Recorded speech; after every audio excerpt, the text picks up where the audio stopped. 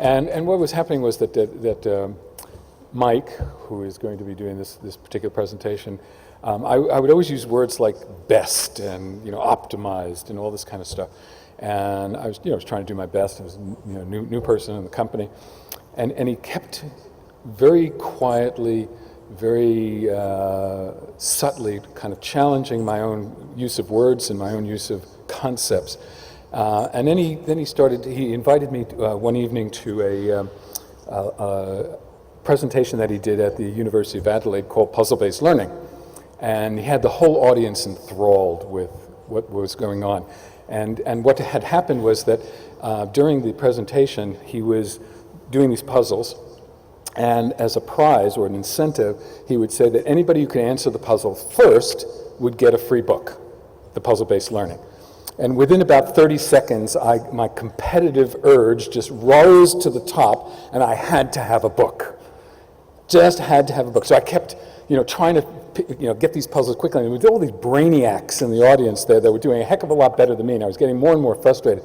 And finally, he had one puzzle that enabled me to get the prize. And Mike came up and gave me the book, and I'm kind of going, yes, I can think again, which was really a lot of fun. And then I learned, after talking with him, he does this all the time and challenges our thinking.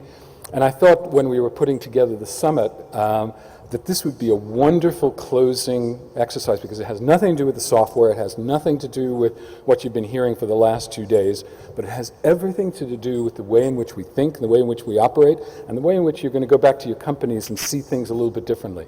So Mike is our Chief Scientific Officer. He's also the chairman of the board at Solvit. But more than anything else, he's a great thinker and challenger. So please welcome Mike Michalowicz.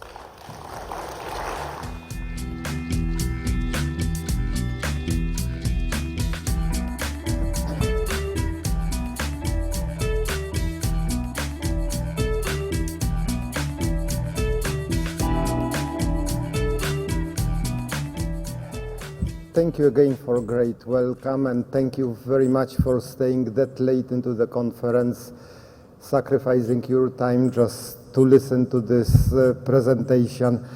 And let me open by my favorite statement to tell you that this is just 50 minutes presentation, but it took me almost 40 years to put these slides together. In a few seconds I will explain why. Actually, everything, when I look back at my life, everything started in 1963.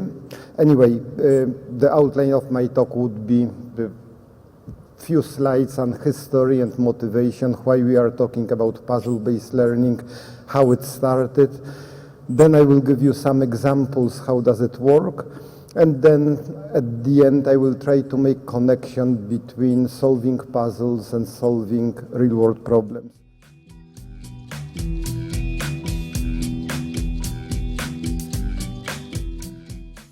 So let's start with the first topic, and as I said, everything started in 1963. I was 11 at the time. My uncle visited my parents, and I got first puzzle of my life. And the puzzle was very unusual. I still remember the full text of the puzzle, which went like that. Two men meet on the street. They haven't seen each other in many, many years.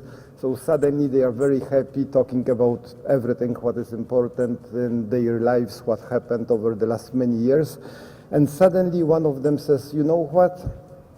Today is really very special day for me. It is not only that we met after so many years, but also 3 of my sons, they celebrate their birthday today.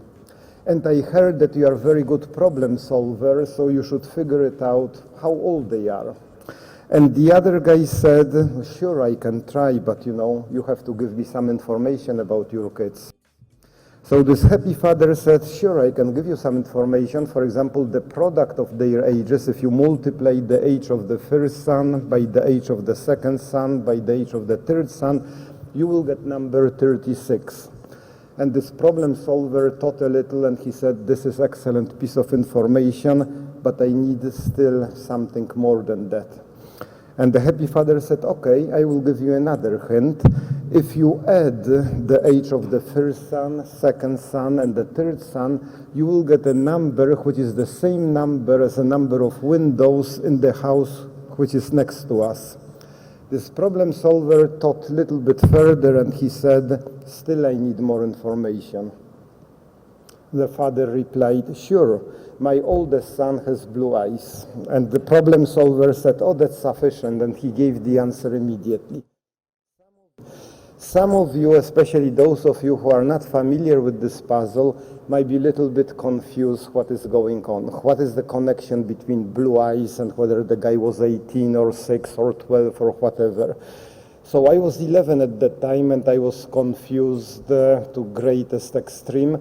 Today I can't tell you whether it took me 5 hours or 5 days to arrive at the answer, but still I remember the moment when you work it through, you see the answer and you know with 100% certainty that you found the answer. This is the only correct answer.